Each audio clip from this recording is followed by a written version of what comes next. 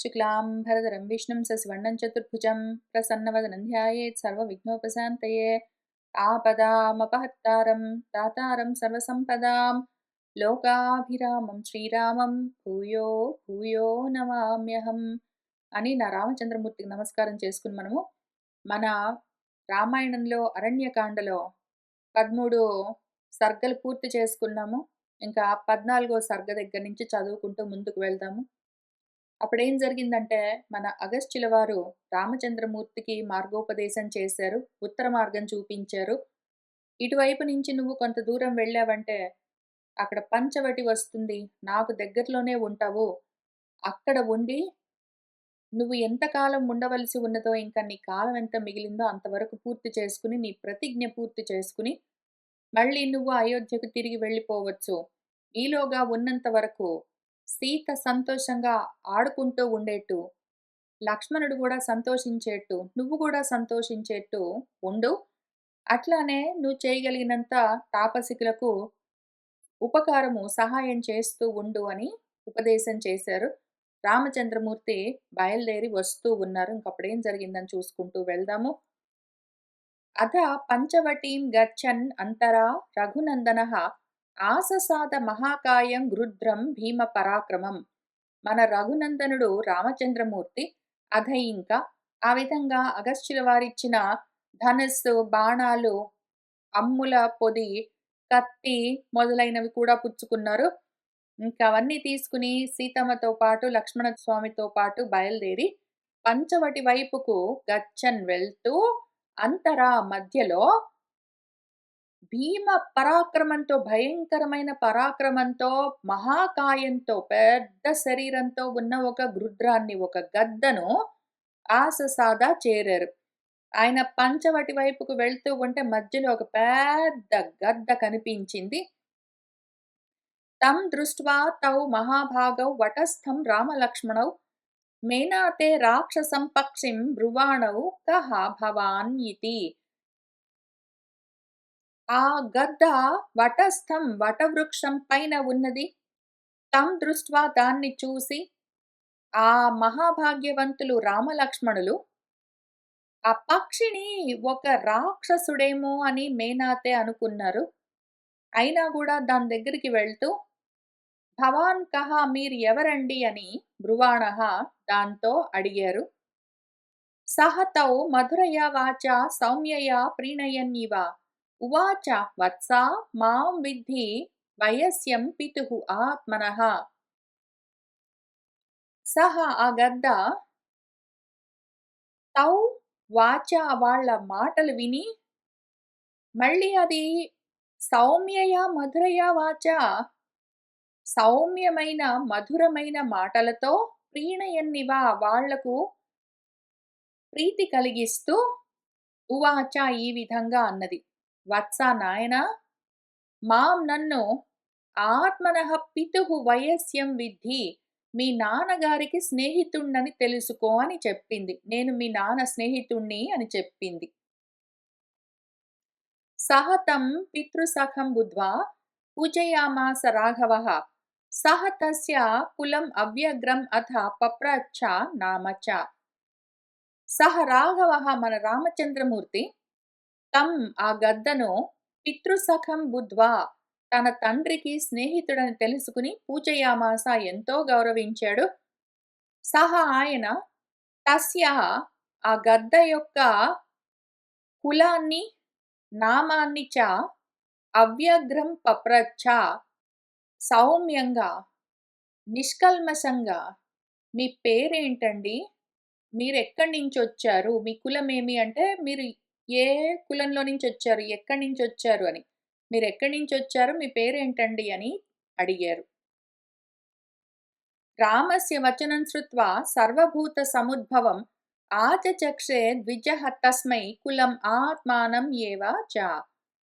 రామస్య వచనం శ్రుత్వా, ఆ రాముడి మాటను విని మీరు ఎవరండి, ఎక్కడి నుంచి వచ్చారు అని అడిగితే అందుకు మన ద్విజః, ద్విజః అన్న దానికి చాలా అందమైన 2 అర్థాలు చెప్పుకుందాము.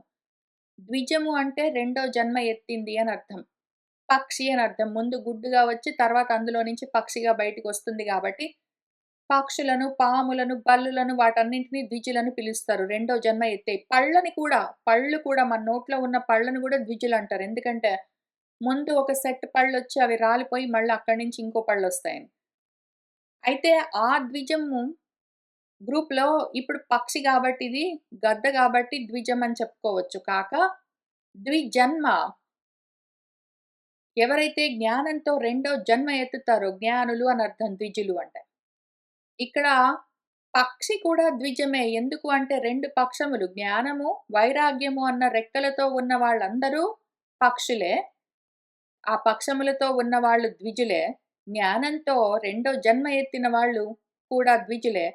అటువంటి ద్విజం ఇక్కడ ఉన్నది మనకు. జ్ఞాన వైరాగ్యాలన్న పక్షములతో ఉన్న జ్ఞాని. జ్ఞానంతో రెండో జన్మ ఎత్తిన జీవి. పైగా పక్షి, గద్ద. ఇప్పుడు తస్మై మన రామచంద్రమూర్తికి ఆచచక్షే చెప్తూ ఉన్నది. ఏం చెప్తున్నది? మీ నామం ఏంటండి అంటే, నా పేరు పలాంది. ఇది నా పేరు అని చెప్పొచ్చు. మీ కులం ఏంటండి అంటే, మా నాన్న పేరిది, మా వంశం ఇది, మా గోత్రం ఇదని చెప్పొచ్చు. ఎవరైనా ఇట్లానే చెప్తారు. ఎవరు? అద్విజులు. ద్విజులు కాని వాళ్ళు జ్ఞాన మార్గంలో లేరు. కర్మ మార్గంలో ఉన్నారు. ప్రపంచ మార్గంలో అసత్తులో ఉన్నారంటే, అవిద్యలో ఉంటారు వాళ్ళు. నీ పేరేంటండి అంటే, వాళ్ళ పేరు చెప్తారు. నీ కులం ఏంటంటే అంటే, వాళ్ళ కులం ఏంటో చెప్తారు. మనకిక్కడ ఉన్నది కర్మ మార్గంలో, ప్రపంచ మార్గంలో ఉన్న అజ్ఞానంతో ఉన్న తత్వం గాదు గదా! ద్విజము. అదేం జేసింది, నీ పేరేంటి? నువ్వెక్కడి నుంచొచ్చావు? అంటే, సర్వభూత సముద్భవం అనగనగా నేనెక్కడి నుంచొచ్చానంటే అని అసలు మూలం రూట్ దగ్గర నుంచి అనగనగా పరబ్రహ్మం ఉన్నది. అదే ఒకసారి ఒకటున్నాను చాలా అవుతాననుకున్నది. ఇంకా అది అక్కడి నుంచి భూతాదులన్నీ వచ్చాయి. అక్కడి నుంచి ప్రాణులన్నీ వచ్చాయి. ప్రాణులన్నీ ఇట్లా వచ్చాయి. అక్కడి నుంచి నేనొచ్చానని అక్కడి నుంచి మొదలుపెట్టి చెప్పుకుంటూ వస్తున్నది. సర్వభూత సముద్భవం. అక్కడి నుంచి ఇంకా చివరికి ఆ మొత్తం కులము, ఆ మొత్తం వంశ వృత్తము అంటే సృష్టి క్రమమంతా చెప్పి, ఆ తర్వాత ఆత్మానం ఏవ చివరికి ఇక్కడి దాకా వచ్చి ఇదిగో ఈ రూపంలో ఉన్నాను. ఈ రూపానికి ఇది పేరు. ఏదో ప్రతి రూపానికి ఒక నామం ఉంటుంది గాబట్టి, ఇదిగో ఇది నా నామము. వాచారంభణం వికారం నామధేయం అని అంతవరకు మాత్ అని జెప్పింది. మాత్ అని జెప్పింది. ఇంత అందంగా మన ద్విజము చెప్తున్నది గాబట్టి, దాని గురించి నాకు ఎంత భావన అంటే 2, 3 వారాలుగా భావన చేస్తున్నాను. ఒకటేంటంటే సృష్టి క్రమం చెప్పడం అత్యవసరము. ఎందుకు అంటే, ఆ పరబ్రహ్మం నుంచే ఈ బ్రహ్మాండమంతా వచ్చింది. అది ఎట్లా వచ్చింది అని ఆ సృష్టి క్రమం చెప్తారు. ఆ రకంగా పరబ్రహ్మం నుంచి బ్రహ్మాండం రావడం ఎట్లా ఉన్నదో, ఆ మొత్తం సృష్టి అంతా క్రమమంతా ప్రవృత్తి మార్గము. అదంతా ప్రపంచ మార్గము, అసత్ మార్గము. అయితే మళ్ళీ ఇక్కడి నుంచి ఈ బ్రహ్మాండం నుంచి బ్రహ్మం దాకా వెళ్ళడము సన్మార్గము. అది జ్ఞాన మార్గము. అది నివృత్తి మార్గము. మార్గము 2గా ఉండదు. ఒకటే మార్గము. అవే మెట్లు పైకైనా ఎక్కొచ్చు, కిందకైనా దిగొచ్చులాగా అదే దారిలో మనం ఇటువైపు తిరిగామంటే, దక్షిణం వైపు తిరిగామంటే ప్రపంచంలోకి వెళ్ళిపోతాము. అది ప్రవృత్తి మార్గము. అప్పుడు వ్యాపిస్తూ ఉంటాము. రకరకాలుగా మార్పులు చెందుతాము. రూపాలు తీసుకుంటాము. వాటికి నామాలుంటాయి. అందుకని వ్యవహారాలుంటాయి. అట్లా ఉంటుంది. అయితే అదే మార్గంలో ఉత్తరం దిక్కున ఆ డైరెక్షన్‌లో తిరిగి ప్రయాణం మొదలుపెట్టామంటే, అప్పుడది ఆ మొత్తం వేరు వేరుగా వ్యాపించిందంతా మళ్ళీ లయమవుతూ మొత్తమంతా ఎక్కడి నుంచొచ్చిందో అక్కడికి వెళ్ళిపోతుంది. అంతా నివృత్తి. అంతా నివర్తించడము. ప్రవర్తించడం ఆపేసి నివర్తించడం మళ్ళీ వెనక్కి తిప్పి లోపలికి వెళ్ళిపోవడము. నివృత్తి మార్గం. ఇవి 2 మార్గాలుండవు. ఒకటే మార్గము. ఏ డైరెక్షన్ అని ఉంటుంది. దక్షిణం వైపయితే ప్రపంచంలోకి ప్రవృత్తి మార్గము, కర్మ మార్గము. ఉత్తరం వైపయితే ఉత్తరించే మార్గము. అది నివృత్తి మార్గము, జ్ఞాన మార్గము, ఆత్మ మార్గము. కాబట్టి ముందు మనము ఈ అనాత్మ మార్గాన్ని, ప్రపంచ మార్గాన్ని అసలది ఎందుకొచ్చింది? సత్తు నుంచి ఇదంతా ఎట్లా వచ్చింది? ఏమి అని తెలుసుకుంటే, దాన్నే పట్టుకుని మళ్ళీ మనం వెనక్కి తిరిగి ఇటెళ్ళిపోవచ్చు. మనము ప్రవృత్తిలో ఉంటే ఉన్నాము. ప్రవృత్తి దాకా ఎట్లా వచ్చామని తెలుసుకుంటే, మళ్ళీ వెనక్కి తిరిగి నివృత్తిలో నుంచి వెనక్కి వెళ్ళిపోవచ్చు. నివృత్తమైపోవచ్చు కదా! అందుకని ఈ సృష్టి క్రమము అదే పనిగా చెప్తూ ఉంటాయి మనకు మన పురాణాలు. ఇది దానికి తప్పనిసరిగా ఉన్న లక్షణము. మనకు ఎప్పుడెప్పుడు అవసరమో, ఎప్పుడెప్పుడు నెక్స్ట్ మైల్ స్టోన్ దగ్గరికి వెళ్తున్నామో, అప్పుడప్పుడు మళ్ళీ మనకు గురువు ఈ ఉపదేశం చేస్తూ ఉంటారు. "ఎక్కడి నుంచొచ్చావో మర్చిపోకు" అని. ఎందుకు అంటే మళ్ళీ వెనక్కి తిరిగి అక్కడికే వెళ్ళాలి అని. ఆ నివృత్తి మార్గం పట్టుకోవడానికి ఇదే పద్ధతి కాబట్టి. ఎప్పుడెప్పుడైతే ఒక మైల్ స్టోన్ వచ్చిందో, మళ్ళీ కథ కొత్తగా మలుపు తిరగబోతుందో, అప్పుడప్పుడు మన పురాణాలు ఇట్లానే మనకు మళ్ళీ సృష్టి క్రమాన్ని పూర్తిగా చెప్తూ ఉంటాయి. ఇక్కడి నుంచి మళ్ళీ మనకు కొత్త కథ మొదలవ్వబోతూ ఉన్నది. మీరు ఊహించే ఉంటారు. పంచవటికి వెళ్ళగానే వెంటనే ఈ వారం మనము ఈ ముందు ఫండమెంటల్ బేసిక్స్ చూసుకుంటాము సృష్టి క్రమము. ప్రవృత్తి మార్గం తెలుసుకుంటాం. నివృత్తికి ఎట్లా వెళ్ళాలని చూసుకుంటాం. కాగానే వచ్చే వారం మళ్ళీ మన శూర్పణఖ రానే వస్తుంది. కథ ఒక మలుపు తిరుగుతుంది. ఒక మైల్ స్టోన్, కొత్త మైల్ స్టోన్ మన మహాప్రస్థానంలో కొత్త చాప్టర్ మొదలవ్వబోతూ ఉన్నది. కొత్త ఘట్టం గాబట్టి, ఇక్కడ మళ్ళీ ఆపి, మళ్ళీ ఉపదేశం చేస్తున్నారు. మనకి ఈ ఆత్మోపదేశం తప్పనిసరి. వాళ్ళు మధ్య మధ్యలో ఇది చేస్తూ ఉంటారు. కాబట్టి ఇక్కడ మన ద్విజుల వారు సర్వభూత సముద్భవం అసలు ఎట్లా జరిగింది అని అక్కడి నుంచి ప్రాణుల యొక్క సృష్టి క్రమం చెప్తూ వస్తూ ఉంటారు తన దాకా. అయితే దీని గురించి ఎంతో భావన చేశాను నేను. దాని అవసరం ఎందుకు? ఎందుకని మనం ఋషులు, మన గురువులు మనకిట్లా చెప్తూ ఉంటారు. ఎందుకు వేదం మధ్య మధ్యలో ఇవన్నీ చెప్తుంటుందని. మన ఉపనిషత్తు ఎందుకు చెప్తూ ఉంటుంది పనిగట్టుకుని అని. మన పురాణాలు ఎందుకు చెప్తూ ఉంటాయని. కాక రెండోది ఇంకొక అందమైన ఆలోచన ఏం కలిగిందంటే, ఎవరైనా నన్ను "నీ పేరేంటండి? నీ కులమేంటి? ఎక్కడి నుంచొచ్చావు?" అంటే, "నా పేరు మీనా అండి." ఎక్కడి నుంచొచ్చావంటే, ఏదో ఇండియా నుంచొచ్చాను, లేతే ఫ్లోరిడా నుంచొచ్చాను. మా కులం ఏంటంటే, మా నాన్న, మా అమ్మ, అదిగో మా వాళ్ళు అని ఇంతవరకే చెప్పి అక్కడికి ఊరుకుంటాను గదా! అట్లా కాకుండా మన ద్విజులలాగా ఎందుకంటే మనం గూడా ద్విజులమై ఉన్నాము. ద్విజులలాగా "నువ్వెవరు?" అంటే, "నేను బ్రహ్మను." "నీ రూపమేమి?" "ఆత్మే నా స్వరూపము." "ఎక్కడి నుంచొచ్చావు?" "అదిగో అక్కడి నుంచే వచ్చాను." ఇప్పుడు ఏ పేరుతో పిలువబడుతున్నావు? నీ పేరేంటి? ఇదిగో ఈ రూపానికి ఇది పలాని పేరు. అని ఒకవేళ చెప్పగలిగితే ఎంత బావుంటుంది. ఎంత బావుంటుందని అనిపించింది. అయితే దాని గురించి ఆలోచిస్తూ ఉన్న కొద్దీ ఏమనిపించిందంటే, ఈ రకంగా ఎవరికైనా ప్రపంచ మార్గంలో, కర్మ మార్గంలో ఉన్న వాళ్ళకి చెప్పామనుకోండి. "నువ్వెవరు? నేను బ్రహ్మను." "నీ రూపమేమి?" "అదిగో ఆత్మ నా స్వరూపము." "నీ పేరేమి?" "అదిగో ఈ దేహానికి ఈ పేరున్నది. ఎక్కడి నుంచొచ్చావు?" "అక్కడి నుంచే వచ్చాను." అని నేను చెప్పాననుకోండి వాళ్ళకర్థం కాదు. పిచ్చిదాన్ననుకుంటారు.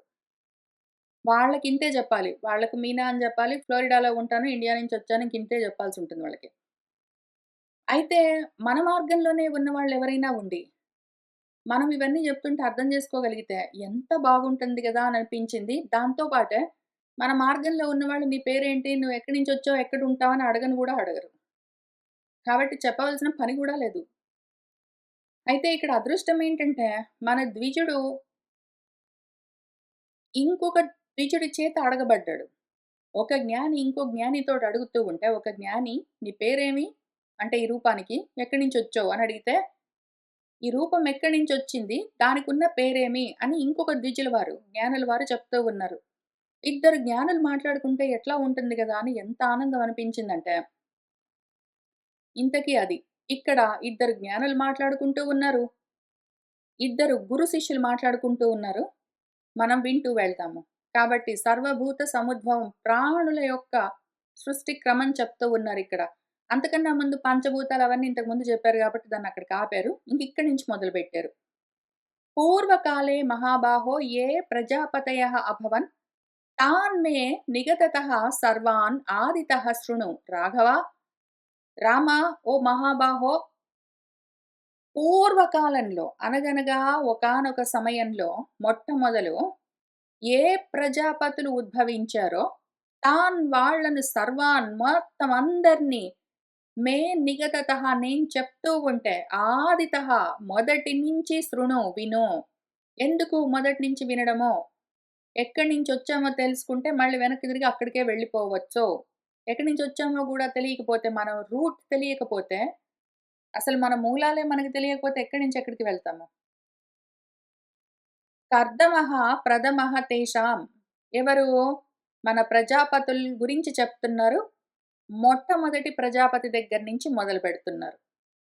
కర్దమః ప్రథమః తేషాం విక్రీతः తదనంతరः శేషः చ సంశ్రయः చ ఏవ బహుపుత్రः చ వీర్యవాన్ స్థాణుః మరీచిः అత్రిः చ క్రతుः చ ఏవ మహాబలः పులస్త్యः చ అంగిరాः చ ఏవ ప్రచేతాः పులహः తథా దక్షः వివస్వాన్ अपरः अरिष्टनेमिः च राघव काश्यपः च महातेजाः तेषाम् आसीत् च पश्चिमः తేషాం వాళ్ళలో ఆ ప్రజాపతుల్లో ప్రథమః మొట్టమొదటి ప్రజాపతి కర్దమ ప్రజాపతి. ఆ తర్వాత తదనంతరః విక్రీతుడు, శేషుడు, ఆ తర్వాత గొప్ప పరాక్రమము బహుపుత్రులు కలిగిన వాడు సంశ్రయుడు, ఆ తర్వాత స్థాణువు, మరీచి, అత్రి, క్రతువు మహాబలవంతుడాయన, పులస్త్యుడు, అంగిరసుడు, ప్రచేతసుడు, పులహసుడు, దక్షుడు, వివస్వానుడు, తర్వాత అరిష్టనేమి, ఇంకా పశ్చిమః అందరికన్నా తేషాం చివరిగా మహాతేజోమూర్తి కాశ్యపుడు, కాశ్యప ప్రజాపతి ఆసీత్. వీళ్ళందరూ కూడా దక్ష ప్రజాపతి, కాశ్యప ప్రజాపతి, పులశ్చ ప్రజాపతి, అత్రి, మరీచి వీళ్ళందరూ కూడా ప్రజాపతులు. ప్రజాపతేః తు దక్షస్య బభూవుః ఇతి విస్తృతం. ఇక్కడ ఉన్న వాళ్ళలో ఇప్పుడు దక్ష ప్రజాపతి వంశ విస్తారం చూద్దాము. ఎందుకంటే ఒక్కొక్కసారి ఒక్కొక్క చోట ఒక్కొక్క గురువు ఒక్కొక్క వంశ విస్తారాన్ని ఉపదేశం చేస్తూ ఉంటారు. ఇక్కడ దక్ష ప్రజాపతి గురించి చూద్దాం. అట్లానే కశ్యప ప్రజాపతి. ప్రజాపతేః తు దక్షస్య బభూవుః ఇతి విస్తృతం. షష్ఠిః దుహితరః రామ యశస్విన్యః మహాయశః. ఓ రామ, దక్ష ప్రజాపతి అని ఒక బాగా పేరున్నవారు ఉన్నారు. ఆయనకు యశస్వినులు యశోమూర్తులైన 60 మంది కూతుర్లున్నారు. ఓ మహాయశోమూర్తి, ఓ రామ విను మరి. కాశ్యపః ప్రతిజగ్రాహ తాసాం అష్టౌ సుమధ్యమాః అదితించ దితించ ఏవ ధనుం అపి అథ కాళికాం తామ్రాం క్రోధవశాం చ ఏవ మనుం చ అపి అనలాం అపి. ఇక్కడ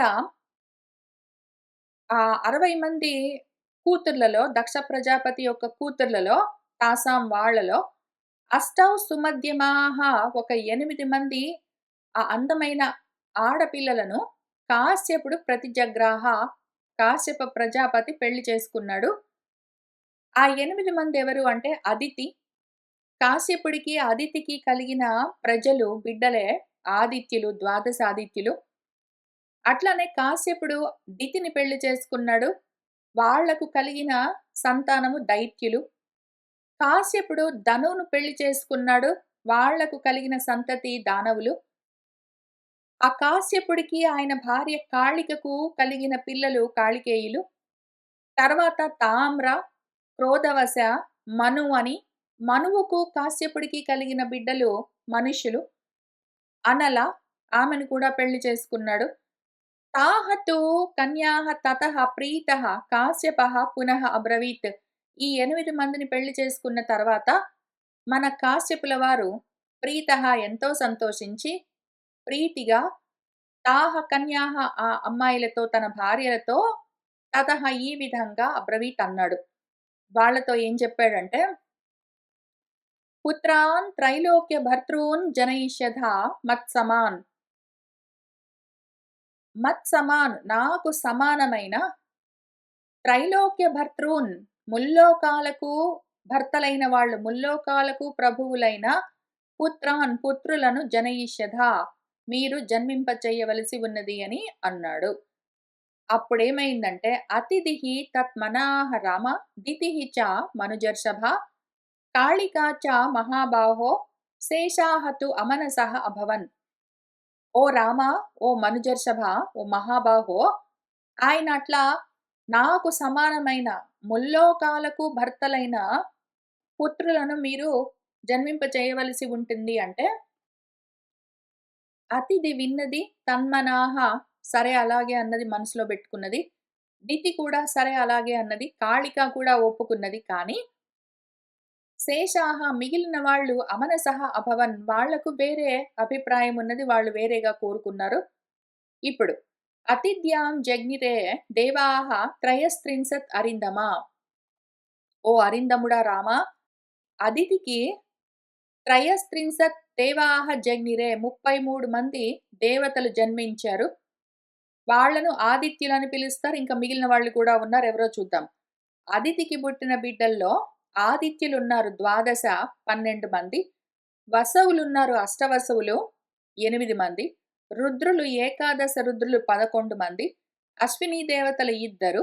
వీళ్ళు మొత్తం కలిపి 12 మంది ఆదిత్యులు, 11 మంది రుద్రులు మొత్తము 23 మంది. ఆ తర్వాత 8 మంది అష్టవసువులు 31, 2 అశ్వినీ దేవతలు 33, మొత్తం కలిపి 33 దేవతలు. తర్వాత ఈ మొత్తం 33 దేవతలే ముల్లోకాలను పాలిస్తూ ఉంటారు. ఎందుకంటే ఆయన ఏం చెప్పారు? త్రైలోక్య భర్తలను కనవలసి ఉంటుంది అని చెప్పారు కాబట్టి, జన్మింపజేయవలసి ఉంటుందని. నిజంగా గూడా వీళ్ళు 33 మంది ముల్లోకాలను పాలించేవాళ్ళు. ఎందుకు? ఆ 33 దేవతలే మన శరీరంలో ఈ రకరకాల ఇంద్రియాలను నడిపిస్తూ ఉంటారు. కాబట్టి వాళ్ళందరూ 3 లోకాలు అంటే మన 3 దేహాలు స్థూల, సూక్ష్మ, కారణ శరీరాలన్నిట్లో వ్యాపించి వాటిని నడిపిస్తూ ఉంటారు. ముల్లోకాల్ని పాలించేవాళ్ళు వాళ్ళు. వాళ్ళందరూ అదితికి పుట్టినవాళ్ళు. తర్వాత దితి. దితిః తు అజనయత్ పుత్రాన్ దైత్యాన్ తథా యశస్వినః. దితి దైత్యులను పుత్రులను జన్మింపచేసింది. గొప్ప యశోమూర్తులు ఆ దైత్యులందరూ. తేషాం ఇయం వసుమతి పురా ఆసీత్ సవన అర్ణవ. వాళ్ళతో ఆ దైత్యులతో ఈ వనాలతో, అడవులతో, ఆర్ణవాలు, సముద్రాలతో నిండి ఉన్న వసుమతి మొత్తం భూమంతా నిండిపోయింది. మొత్తం దైత్యులతోటే నిండిపోయింది. ఎందుకంటే దితి అంటే ముక్కలు ముక్కలుగా, ఖండాలుగా అంటే ద్వంద్వాలతో ఉన్నవాళ్ళు అని అర్థం. ద్వంద్వాలతో ఉన్నవన్నీ మొత్తము వీళ్ళ వల్ల వ్యాపించి ఉన్న ఏవేవి ద్వంద్వాలో అవన్నీ దైత్యులు.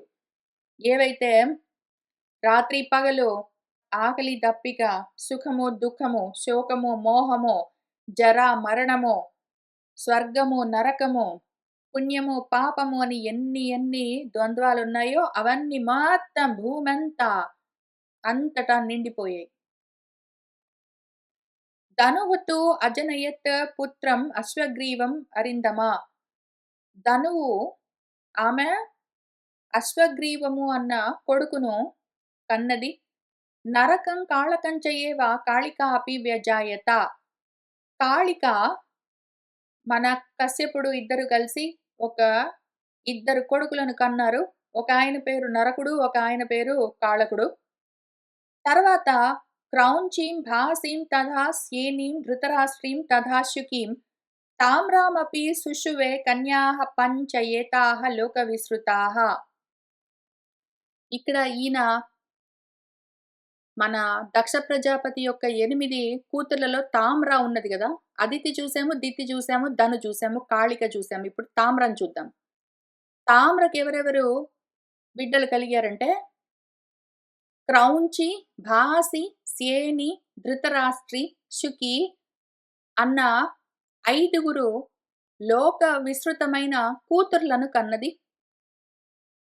ఉలూకాన్ జనయిత్ క్రౌంచి భాసి భాసాన్ వ్యజాయత.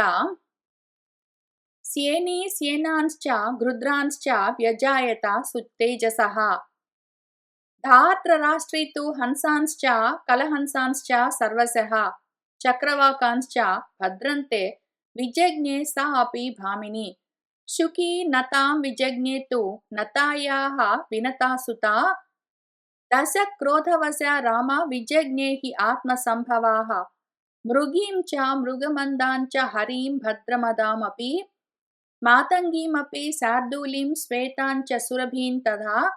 సర్వలక్షణ సంపన్నాం సురసాం కద్రుకాం అపి.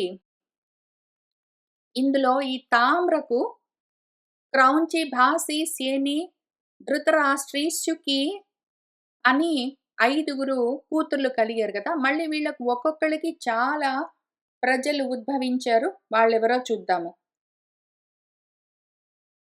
మన క్రౌంచి ఉలూకాన్ జనయత్ గుడ్లగూబలను కన్నది క్రౌంచి. గుడ్లగూబలన్నింటినీ కన్నది. గుడ్లగూబలకు తల్లి క్రౌంచి. తర్వాత భాసి భాసాన్ వ్యజాయత. భాసి భాసాన్ అంటే కోళ్ళను కన్నది. కోళ్ళన్నింటికి తల్లి భాసి. అట్లానే స్యేని స్యేనాంచ గృధ్రాంచ సుతేజసః వ్యజాయత. స్యేని స్యేనాలు అంటే డేగలు, గృధ్రాలంటే గద్దలను కన్నది. అవన్నీ గొప్ప తేజస్సు కలిగినవి. అట్లానే ధృతరాష్ట్రి హంసలను, కలహంసలను, చక్రవాక పక్షులను అన్నింటినీ ఆమె కన్నది. ధృతరాష్ట్రి బిడ్డలు హంసలు, కలహంసలు, చక్రవాక పక్షులు. తే భద్రం నీకు భద్రమవుగాక రామా. ఆభామిని మన ఎవరు ధృతరాష్ట్రి వీళ్ళందరినీ కన్నదని చెప్పాను గదా! విజజ్ఞే. తర్వాత శుకి ఏం చేసిందంటే నతను విజజ్ఞే కన్నది. శుకికి నత అని ఒక కూతురున్నది. ఆ నత యొక్క కూతురు వినత. ఆ తర్వాత క్రోధవశ ఉన్నది గదా! మన తామ్ర అయిపోయిన తర్వాత క్రోధవశ. ఇంకా ఆమె గురించి చూద్దాం. క్రోధవశ రామ ఆత్మ సంభవాః 10 ఆమెకు 10 మంది బిడ్డలు అపత్యము. వాళ్ళెవరు అంటే మృగి, మృగమంద, హరి, భద్రమద, మాతంగి, శార్దూలి, శ్వేత, సురభి, సురస, కద్రుక అని వీళ్ళు సర్వలక్షణ సంపన్నమైన 10 మంది కూతుర్లను మన క్రోధవశ జన్మింపజేసింది. మళ్ళీ వాళ్ళలో కూడా ఎవరు పుట్టారంటే అపత్యంతు మృగాః సర్వే మృగ్యాః నరవరోత్తమ. ఆ మృగి అపత్యము బిడ్డలే, మొత్తము మృగాలు జింకలన్నీ మృగి బిడ్డలే. వృక్షాః చ మృగమందాయాః. మృగమంద యొక్క బిడ్డలు వృక్షాలంటే భల్లూకాలు, ఎలుగుబంట్లన్నీ. అట్లానే శృమరాః చమరాః తథా. మన మృగమందకే చామర మృగాలు అని ఇంకొక రకం చామర మృగాలు. 2 రకాల చామర మృగాలు చమరాః, శృమరాః అని. అట్లానే వృక్షాలంటే ఎరువుబంట్లు ఇవన్నీ మృగమందకు కలిగాయి. ఇవన్నీ ఎందుకట్లా కలుగుతాయి అంటే, మరి మొత్తం ప్రపంచమంతా రకరకాల జంతుజాలంతో నిండాలి గాబట్టి, మొత్తం ప్రాణి సృష్టి క్రమం జెప్తూ ఉన్నారిక్కడ. అట్లానే హర్యాః చ హరయః అపత్యం వానరాః చ తరస్వినః. హరి యొక్క అపత్యము బిడ్డలు హరయః సింహాలు, తరస్వినః వానరాః బాగా బలంగా ఉన్న వానరులు, కోతులు. తతః తు ఇరావతీం నామ జజ్ఞే భద్రమద సుతాం. భద్రమదకు ఇరావతి అన్న కూతురు కలిగింది. తస్యాః తు ఐరావతః పుత్రః లోకనాథః మహాగజః. మన భద్రమద కూతురు ఇరావతి, ఇరావతి కొడుకు లోకనాథుడు మహాగజము ఐరావతము. ఆ తర్వాత మాతంగ్యాః తు అథ మాతంగాః అపత్యం మనుజర్షభ. మాతంగికి మాతంగులు అపత్యంగా జన్మించారు. అంటే ఏనుగులు. మాతంగాలంటే ఏనుగులు. మాతంగికి ఏనుగులందరూ జన్మించారు కాబట్టి ఏనుగులందరూ మాతంగి బిడ్డలు. గోలాంగూలాంశ్చ శార్దూలి వ్యాఘ్రాంశ్చ అజనయత్ సుతాన్. శార్దూలి గోలాంగూలాన్ అంటే కొండముచ్చులను, వ్యాఘ్రాలంటే పెద్ద పులులను కన్నది. దిశా గజాంశ్చ కాకుత్సా శ్వేత అపి అజనయత్ సుతాన్. శ్వేత దిగ్గజాలను కొడుకులుగా కన్నది. తతః దుహితరౌ రామ సురభిః ద్వే వ్యజాయత. రోహిణీం నామ భద్రంతే గంధర్వీం చ యశస్వినీం. రామ నీకు భద్రమవుగాక. అట్లానే సురభి ఇద్దరు కూతుర్లను కన్నది. ఒక కూతురు పేరు రోహిణి, ఒక కూతురు పేరు యశోమూర్తి అయిన గంధర్వి. రోహిణి అజనయత్ గాః వై గంధర్వి వాజినః సుతాన్. సురసా అజనయత్ నాగాన్ రామ కద్రూః తు పన్నగాన్. రోహిణి గోవులన్నింటికి తల్లి, గోవులను కన్నది. అట్లానే గంధర్వి వాజినః సుతాన్ గుర్రాలన్నింటినీ కన్నది. మళ్ళీ అట్లానే సురస నాగులను కన్నది కద్రువ పన్నగాలను కన్నది. నాగులకు, పన్నగాలకు తేడా ఏమి అంటే, నాగులు అంటే పడగలతో ఉంటాయి. తలలెత్తుతాయి నాగుపాములన్నీ. పన్నగాలు అంటే తలలు ఎత్తవవి. తలలు భూమి మీదే ఉంటాయి. అవి భూమి మీదనే పాకుతూ ఉంటాయి. వాటికి పడగలవన్నీ ఉండవు. పడగలు ఉన్న పాములన్నీ నాగుపాములు. పడగలు లేకుండా ఉన్నవన్నీ పన్నగాలు. పన్నగాలను కద్రువ, నాగులను సురస కన్నది. మనుః మనుష్యాన్ జనయత్ రామ పుత్రాన్ యశస్వినః బ్రాహ్మణ క్షత్రియాన్ వైశ్యాన్ శూద్రాంశ్చ మనుషర్షభ. ఓ మనుజర్షభ రామ, మనువు కశ్యపుడితో కలిసి మనుష్యులను కన్నది. గొప్ప యశోమూర్తులు వాళ్ళు. బ్రాహ్మణ క్షత్రియ వైశ్య శూద్రులు అన్న వర్ణాల్లో వాళ్ళ కర్మలను బట్టి వాళ్ళు ఆ గుణాలను అనుసరించి కర్మలు చేసుకుంటూ ఉంటారు. సర్వాన్ పుణ్యఫలాన్ వృక్షాన్ అనలా అపి వ్యజాయత. అనల కశ్యపుడు కలిసి మొత్తం సర్వాన్ పుణ్యఫలాన్ వృక్షాన్, చక్కటి పళ్ళనిచ్చే ఫలాలతో ఉన్న వృక్షాలన్నింటినీ అనల కన్నది. వినతా చ శుకి పౌత్రి కద్రూహు చ సురసా శ్వస. ఈ చెప్పిన వాళ్ళలో ఎవరికేమవుతారని చూసుకుంటున్నావు కదా రామా నువ్వు. శుకి పౌత్రి అంటే మనవరాలు వినత. ఎందుకు అంటే శుకి కూతురు నత, నత కూతురు వినత. ఆ తర్వాత కద్రువ సురసకు సోదరి. సురస, కద్రువ ఇద్దరు అక్కా చెల్లెళ్ళు. ఇప్పుడు ఆ శుకి యొక్క పౌత్రి మనవరాలైన వినత అక్కడి నుంచి కొంత దూరము, తర్వాత కద్రువ, సురస వీళ్ళిద్దరు అక్కా చెల్లెళ్ళు అని చెప్పాను కదా, వీళ్ళ గురించి కొంతవరకు చెప్తానిప్పుడు. కద్రోః నాగం సహస్రాస్యం విజజ్ఞే ధరణీధరం ద్వౌ పుత్రౌ వినతాయాః తు గరుడః అరుణః ఏవ చ. కద్రువకు ఒక నాగుపాము కొడుకుగా ఉన్నది. సహస్రాస్యం ఒక 1000 తలలతో ఉన్న భూమిని మోసే నాగమది అని విజజ్ఞే చెప్పబడుతూ ఉంటుంది. దాన్ని కన్నది మన కద్రువ. అట్లానే వినతకు ఇద్దరు కొడుకులున్నారు, గరుడుడు, అరుణుడు అని. తస్మాత్ జాతః అహం అరుణాత్ సంపాతిః తు మమ అగ్రజః జటాయుః ఇతి మాం విద్ధి శ్యేనీపుత్రం అరిందమా. నేనేం చెప్పాను ఇక్కడ, వినత అని చెప్పాను కదా. మన శుకి కూతురు నత, నత కూతురు వినత. వినతకు ఇద్దరు కొడుకులు గరుత్మంతుడు, అరుణుడు అని. తస్మాత్ అరుణాత్, ఆ అరుణుడికి అహం జాతః నేను కొడుకుగా జన్మించాను. మమ అగ్రజః సంపాతిః మా అన్నయ్య సంపాతి. మాం జటాయుః విద్ధి నన్ను జటాయువు అని తెలుసుకో. ఇంతకీ నా పేరు, ఈ రూపానికి పేరు జటాయువు. మా నాన్న అరుణుడు, మా అమ్మ శేని. శేనీపుత్రుణ్ణి నేను. అరుణుడికి కలిగాను. ఆరుని. నా పేరు జటాయువు. మా అన్నయ్య సంపాతి అని చెప్పాడు. సహ అహం వాససహాయః తే భవిష్యామి యది ఇచ్ఛసి ఇదం దుర్గం హి కాంతారం మృగరాక్షస సేవితం. రామ, సహాహం ఆ నేను, తే నీకు, యది ఇచ్ఛసి నీకిష్టమైతే, వాస సహాయః భవిష్యామి నువ్విక్కడ ఉన్నంత వరకు నీ నివాసం దగ్గర నీకు సహాయకుడిగా ఉంటాను. నీకు కావాలంటే నువ్వు ఒప్పుకుంటే. ఎందుకు అంటే ఇదం కాంతారం దుర్గం హి, ఈ అడవి చాలా దుర్గమము.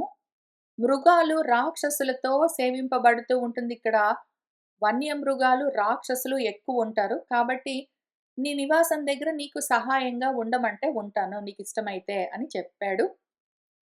జటాయుషం తం ప్రతిపూజ్య రాఘవః ముదా పరిష్వజ్య చ సన్నతః అభవత్. పితుః హి శుశ్రావ సఖిత్వం ఆత్మవాన్ జటాయుషా సంకదితం పునః పునః. మన రాఘవః రామచంద్రమూర్తి తం జటాయుషం ఆ జటాయుషును ప్రతిపూజ్య చాలా గౌరవించి ఆయనకు నమస్కరించి, పైగా ముదా పరిష్వజ్య చాలా ప్రేమతో ఆయన్ని గట్టిగా ఆలింగనం చేసుకుని, కౌగిలించుకుని, సన్నతః అభవత్ ఎంతో సంతోషంగా వంగి కౌగిలించుకుని నమస్కారం చేసి ప్రీతితో ఉన్నాడు. పైగా మన జటాయుష చేత సంకదితం పునః పునః మాటి మాటికి ఆయనకు, మన రామచంద్రమూర్తి వాళ్ళ నాన్నకు ఎంత సఖిత్వం ఉన్నది, స్నేహం ఉన్నది అని తండ్రితో తనకున్న స్నేహాన్ని మాటి మాటికి కథలు కథలుగా చెప్తూ ఉంటే, మన ఆత్మవంతుడు ఆయన మనసంతా నిండుతూ ఉన్నది. ఆయన సంతోషంగా శుశ్రావ వింటూ ఉన్నాడు.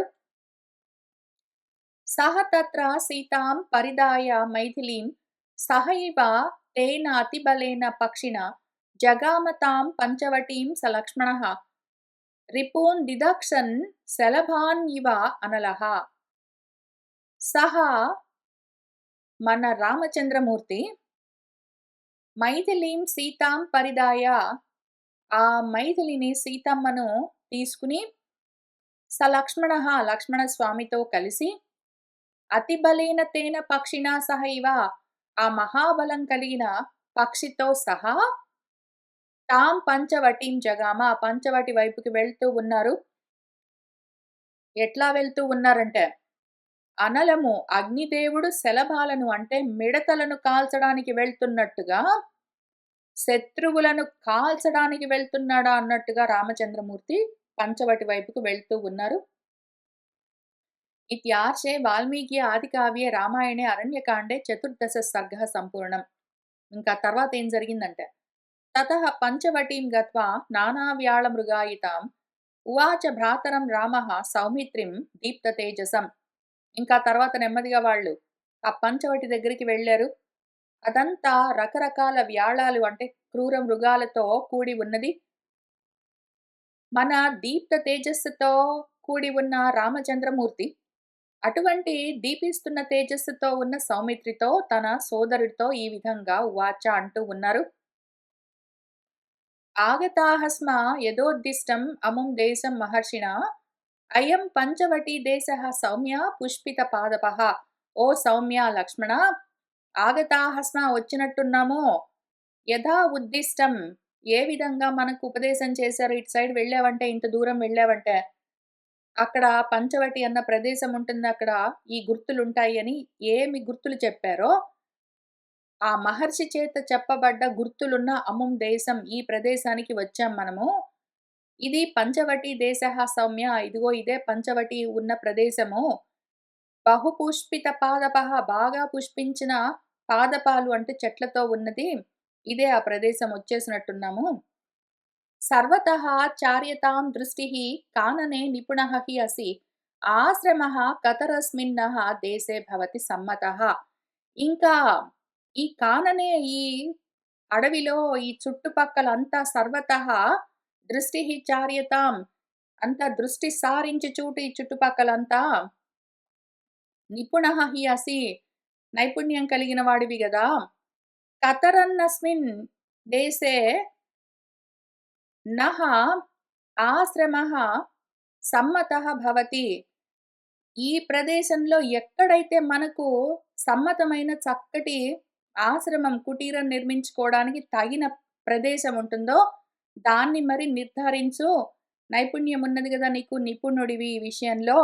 దృష్టి సారించు మరి చుట్టంతా చూడు మరి ఎక్కడ కట్టుకుందామో మనము పర్ణశాల అని అంటూ ఉన్నారు. రమతే యత్ర వైదేహి త్వం అహం చ ఏవ లక్ష్మణ తాదృశః దృశ్యతాం దేశః సన్నికృష్ట జలాశయః. లక్ష్మణ, ఇదిగో ఇవి స్పెసిఫికేషన్స్. ఈ లక్షణాలున్నాయేమో చూసి ఆ ప్రదేశాన్ని నిర్ణయించు. యత్ర ఎక్కడైతే వైదేహి సీత త్వం నువ్వు అహం నేను రమతే ఆడుకోగలమో, మనందరికీ కూడా సుఖంగా సంతోషంగా ఉండాలి, మనం రమించడానికి వీలుగా ఉండాలి. పైగా సన్నికృష్ట జలాశయః, మంచినీళ్లు మనకు సులువుగా దొరికే ప్రదేశం అయి ఉండాలి. దగ్గరలోనే నీళ్లకు లోటు లేకుండా ఉండాలి. అటువంటి తాదృశః దేశః, అటువంటి తగిన ప్రదేశం ఎక్కడుందో దృశ్యతాం చూడు మరి. వన రామణ్యకం యత్ర స్థల రామణ్యకం యతదా సన్నికృష్టం చ యత్ర స్యాత్ సమిత్ పుష్ప కుశోదకం. మనం ఎక్కడ కుటీరం కట్టుకుంటామో అక్కడ స్థలమంతా రమ్యంగా ఉండాలి. అట్లానే అక్కడ చుట్టుపక్కల వనమంతా రమ్యంగా ఉండాలి. అట్లానే సమిధలు, పువ్వులు, కుశలు, దర్భలు, ఉదకం, నీళ్లు ఇవన్నీ సన్నికృష్టం యత్ర స్యాత్. ఎక్కడ దగ్గరగా సులువుగా దొరుకుతాయో అందుబాటులో ఉండేందుకు వీలుగా ఉన్న ప్రదేశం ఏదుందో అటువంటి ఒక ప్రాంతం చూడు మరి. ఏవం ఉక్తః తు రామేణ లక్ష్మణః సంయతాంజలిః సీతా సమక్షం కాకుత్సం ఇదం వచనమబ్రవీత్. ఏవం ఈ విధంగా రామేణ రాముడి చేత చెప్పబడ్డవాడై లక్ష్మణుడు సంయతాంజలిః చేతులు కట్టుకుని సీతా సమక్షంలో సీతమ్మ వింటూ ఉన్నది అక్కడ ఇవన్నీ. కాకుత్సుడితో రాముడితో ఈ మాట అంటూ ఉన్నారు. అన్నయ్య కాకుత్సా పరవాన్ అస్మి కాకుత్సా త్వయి వర్షశతం స్థితే స్వయం తు రుచిరే దేశే క్రియతాం ఇతి మాం వద. అన్నయ్య కాకుత్సా పరవాన్ అస్మి నేను నీవాణ్ణై ఉన్నను. త్వయి వర్షశతం స్థితే నువ్వు ఉండగా స్వయం నువ్వే రుచిరే దేశే ఒక చక్కటి రుచిరమైన నీకు నచ్చిన అందమైన ప్రదేశం చూపించి క్రియతాం ఇక్కడ కట్టు పర్ణశాల అని మాం వద అని నాకు చెప్పు నేను కడతాను. ప్రదేశం నువ్వు నిర్ణయించన్నయ్య ఆశ్రమం నేను కడతాను. ఎందుకంటే నువ్వున్నంత వరకు నీ మాట నేను పాటిస్తాను అని ఆయన చెప్పాడు. సుప్రీతః తేన వాక్యేన లక్ష్మణస్య మహాత్మనః విమృశన్ రోచయామాస దేశం సర్వగుణాన్వితం. తేన వాక్యేన ఆ మాటలతో ఆ లక్ష్మణస్వామి ఆ మహాత్ముడు చెప్పిన ఆ మాటలు విని చాలా సంతోషించారు రామచంద్రమూర్తి. సుప్రీతి పొందారు. తర్వాత ఆయన ఇంకా ఆ చుట్టుపక్కలంతా తిరిగి చూస్తూ ఉన్నారు పెద్ద పెద్ద కళ్ళతో నవ్వుతూ సంతోషంగా. ఎక్కడైతే తనకు నచ్చిన తను మెచ్చే ప్రాంతముందో చూసుకుంటూ ఉన్నారు.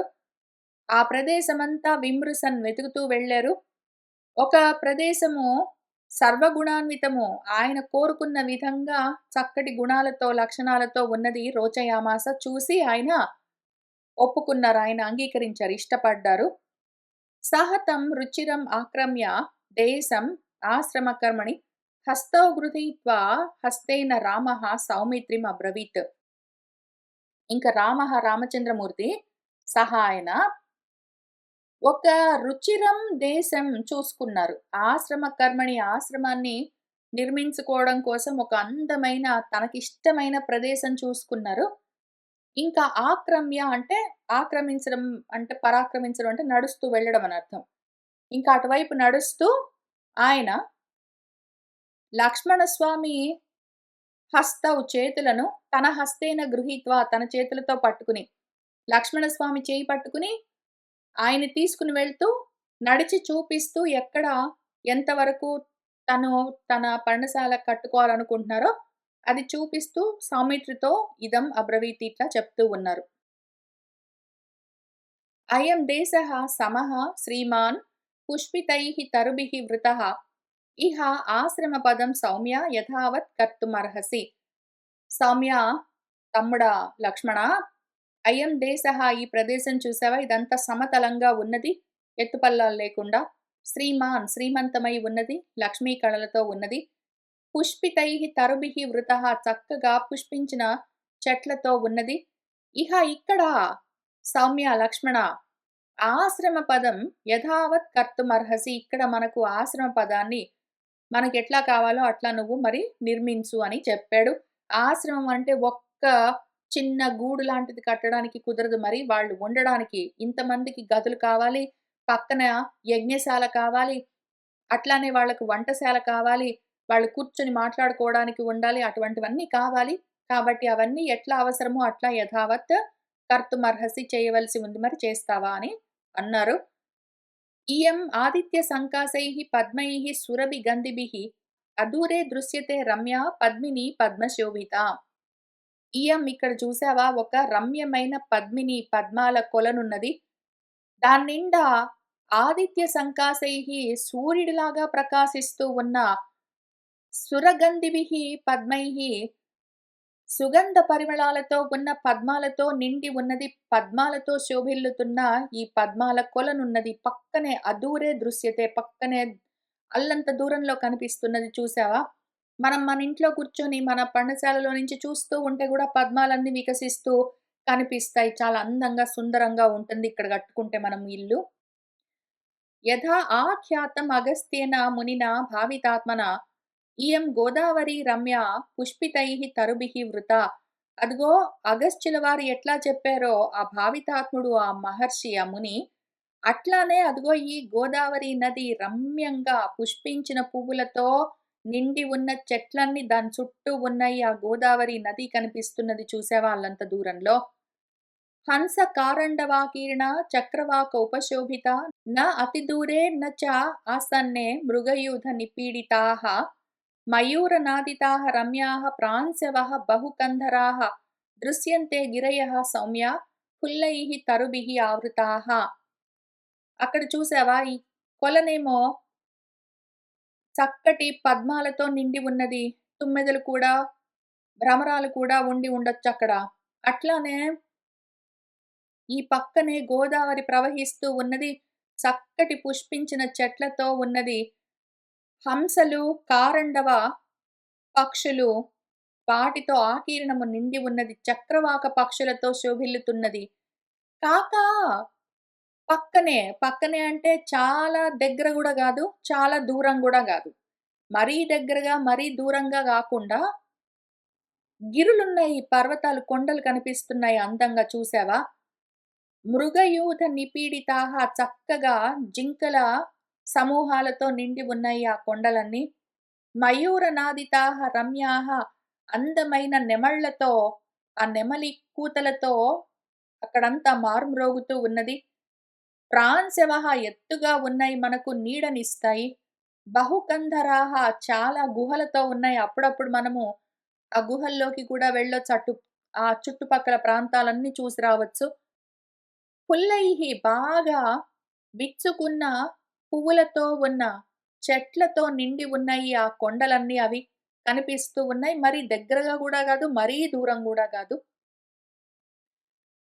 సౌవర్ణైః రాజతైః తామ్రైః దేశే దేశే చ ధాతుభిః గవాక్షితాః ఇవ ఆభాంతి గజాః పరమభిత్తిభిః.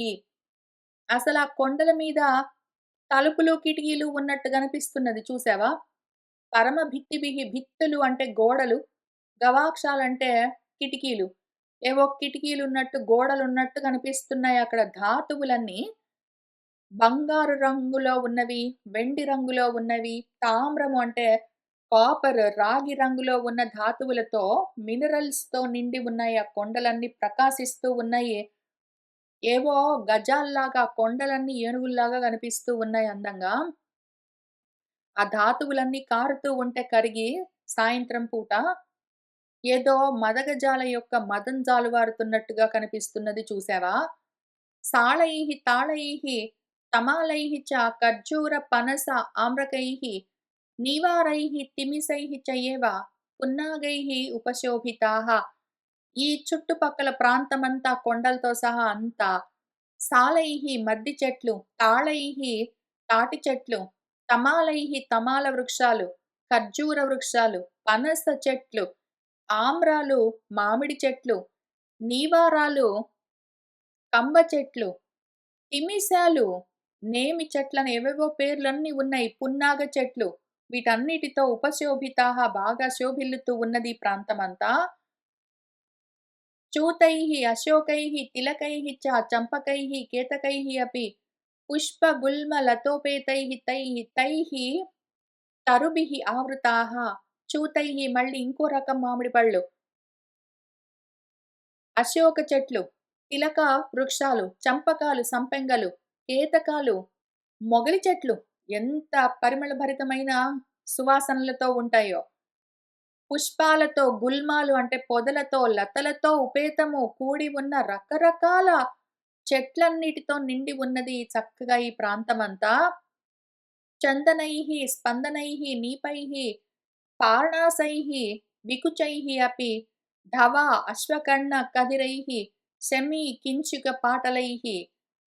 చందనము మంచి గంధపు చెట్లు, స్పందనాలు, నీపాలు, కదంబ వృక్షాలంటారు కడిమి చెట్లు, పార్ణాసలు వీటిని పర్ణాసలనే అంటారు. చాలా అందమైన ఆకులతో ఉన్న చెట్లు అని రాశారు. వికుచాలు నిమ్మ చెట్లు, ధవాలు, ఉమ్మెత్త చెట్లు, అశ్వకర్ణాలు, తెల్లమద్ది చెట్లు, ఖదిరాలు, చండ్ర వృక్షాలని పిలుస్తారు. సెమీ వృక్షాలు, జమ్మి చెట్లు, కించుకాలు, మోదుగ చెట్లు, పాటల వృక్షాలు, ఎర్రటి ఏవో ట్రంపెట్స్ లాగా ఉన్న పువ్వులతో అందమైన చెట్లవి. ఇదం పుణ్యం, ఇదం మేధ్యం, ఇదం బహుమృగద్విజం. ఇహ వత్స్యామః సౌమిత్రే సార్ధం ఏతేన పక్షిణా. సౌమిత్రి, ఇది పుణ్యకరమైన ప్రదేశము. ఇదం మేధ్యం, ఇది పవిత్రంగా ఉన్నదిక్కడ. ఇదం బహుమృగద్విజం, ఇక్కడ ఎన్నో మృగాలు, ద్విజాలంటే పక్షులు ఉన్నాయి చక్కగా కిలకిలా రావాలు చేస్తూ. చాలా అందమైన, సుందరమైన, తగిన ప్రదేశమిది. ఇహ ఇక్కడ ఏతేన పక్షిణా సార్ధం, ఈ పక్షితో పాటు కలిసి మనం వత్స్యామః, నివసిద్దాము అని ఆయన చెప్పారు. ఏవముక్తః తు రామేణ లక్ష్మణః పరవీరః అచిరేణ ఆశ్రమం భ్రాతుః చకార సుమహాబలః. మహాబలము, ఇంక సుమహాబలం కలిగిన మన లక్ష్మణ స్వామి ఏవముక్తః, ఈ విధంగా రామచంద్రుడి చేత చెప్పబడ్డవాడై, ఆ పరవీరః, పరవీరులను శత్రు సైన్యాన్ని సంహారం చేయగలిగిన వాడు. ఇప్పుడు భ్రాతుః, అన్నయ్య గారి కోసము, అచిరేణ, తొందరలోనే, వేగంగా, ఆశ్రమ పదము రామచంద్రమూర్తి ఎట్లా ఎక్కడ ఏమి కావాలని చెప్పారో అదే విధంగా చకార, కల్పించారు. పర్ణశాలాం సువిపులాం తత్ర సంఘాతం వృత్తికాం సుస్తంభాం మస్కరైః దీర్ఘైః కృతవంశాం సుశోభనాం. ఆయనేం చేశారు, ముందు ఆ చుట్టుపక్కల ఉన్న మట్టి, ఇల్లు కట్టడానికి, ఆ గోడలకి పెట్టడానికి కావలసిన మట్టిని తీసుకొనొచ్చారు. అక్కడ పెట్టుకున్నారు. తర్వాత పర్ణశాల కోసము విపులమైన పర్ణశాల, విపులం మామూలుగా కాదు, సువిపులం, బాగా విశాలమైన పర్ణశాల కట్టుకుంటున్నారు. అందుకు కావలసిన స్తంభాలు కావాలి గదా! అందుకని మస్కరాలు అంటే వెదురు కర్రలు తీసుకొనొచ్చారు. చక్కగా కృతవంశం, ఒకదాని పక్కన, ఒకదాని పక్కన, ఒకదాని పక్కన ఒకటి పెట్టి గోడల్లాగా కడుతూ ఉన్నారు. సుశోభనం, ఎంతో అందంగా, చక్కటి స్తంభాలతో దీర్ఘమైన, విపులమైన, అందమైన, పొడుగైన, విశాలమైన పర్ణశాలని కడుతూ ఉన్నారు. సెమీ శాఖాభిః ఆస్తీర్య దృఢపాశావపాసితాం కుశకాశ శరైః పర్ణైః సుపరిచ్ఛాదితాం తథా. సెమీ శాఖలు, జమ్మి చెట్టు కొమ్మల్ని తీసుకొనొచ్చి వాటిని పక్కన, పక్కన, పక్కన, పక్కన పెట్టి దృఢమైన పాశాలతో, తాళ్లతో వాటిని కట్టారు. ఎందుకంటే పైన రూఫ్ లాగా ఉండాలి గదా! పైన ఇంటికి పైకప్పు కోసము ఆయన జమ్మి చెట్టు కొమ్మలన్నీ తీసుకొనొచ్చి వాటిని దగ్గర, దగ్గర, దగ్గర, దగ్గర తాళ్లతో, దృఢమైన తాళ్లతో కట్టారు. దృఢమైన తాళ్ళు ఎక్కడి నుంచి వస్తాయంటే 2 రకాలుగా చేయొచ్చు. ఒకటి, అక్కడ లతలన్నీ ఉన్నాయని చూసుకున్నారు రామచంద్రమూర్తి. ఆ తీగలన్నీ బలంగా ఉన్న తీగల్ని తీసుకొనొచ్చి వాటిని తాళ్ళుగా తయారు చేసి చేసుకోవచ్చు. రెండోది, నారతో తాళ్ళను తయారు చేయొచ్చు. ఆయన ఇష్టము. లక్ష్మణ స్వామి ఎట్లా అయినా చేయగలరు. ఆయనకంత నైపుణ్యం ఉన్నది. తర్వాత జమ్మి చెట్టు కొమ్మలు తీసుకొచ్చి కట్టి పైన పైకప్పులాగా ముందు తయారు చేశారు గదా! దాని పైన మళ్ళీ ఏదైనా నీడలాగా దట్టంగా ఆకులతో పెట్టాలి గాబట్టి కుశలు, కాసలు, శరాలు, పన్నాలు పట్టుకొనొచ్చారు. కుశలు అంటే దర్భలు, కాసాలు అంటే కాసశరాలంటే రెల్లు గడ్డి, పన్నాలు అంటే దట్టంగా ఉన్న తాటాకులు అట్లాంటివన్నీ తీసుకొనొచ్చి సుపరిచ్ఛదతాం తదా, బాగా దట్టంగా పైన కప్పులాగా వాటిని కప్పారు. సమీకృత తళాం రమ్యాం చకార లఘు విక్రమః నివాసం రాఘవస్య అర్థే ప్రేక్షణీయం అనుత్తమం. సమీకృత తలాం, ఇంక తర్వాత ఈ మొత్తం ఇల్లంతా కట్టిన తర్వాత ఆ చుట్టుపక్కలంతా నేలంతా చదును చేశారు.